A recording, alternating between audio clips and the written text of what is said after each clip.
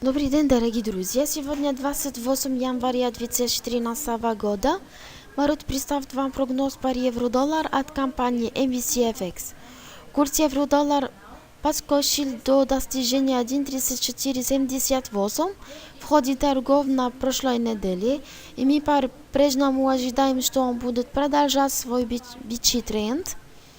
Первой следующей ожидаемой целью была бы по отношению к основным уровням сопротивления, как мы уже упоминали на прошлом неделе, что он будет на уровне 1.3490. Если нарушит этого уровня, рынок станет свидетелем бычьей волны.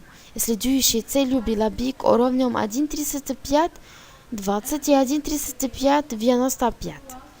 Отметим на дневном графике, что цены были торгуются в рамках восходящего канала, так как 11 января 2019 года, и теперь они испытают высокие уровни, то они отступают значительно основного уровня поддержки на 1.3355, затем к уровню 1.3264, и это отчасти подтверждается расположением технических индикаторов, особенно Digistock и стохастический индикатор и дивергенция FX5 Divergence, поэтому мы рекомендуем вам ждать высоких уровней, которые мы уже упоминали, и для входа на рынке на этих уровнях продать курс евро-доллар на средине и длинные сроки.